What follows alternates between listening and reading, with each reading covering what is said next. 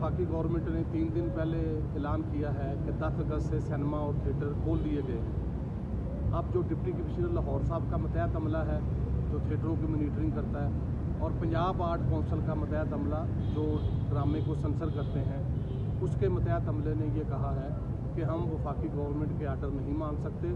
सूबाई government theatre और cinema खुलने का अलहदा से नोटिफिकेशन जारी करे।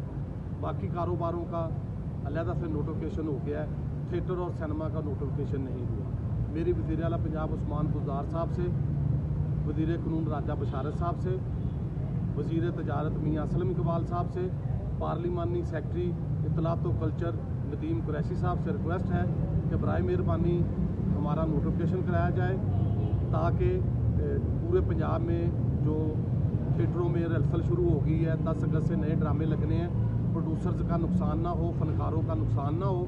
पहले ही 5-6 माह में काफ़ी नुकसान हो चुका है। तो मेरी रिक्वेस्ट कैप्टन उस्मान साहब से भी है जो प्राइमरी सेकेंडरी हेल्थ के हैं, जिन्होंने नोटिफिकेशन जारी करना होता है, और additional chief secretary Mohammad Ali Agha sahab से भी रिक्वेस्ट है कि बराए मेहरबानी हमारा आज ही नोटिफिकेशन जारी किया जाए, ताकि पब्लिसिटी और दीगर मामलात का नुकसान ना हो।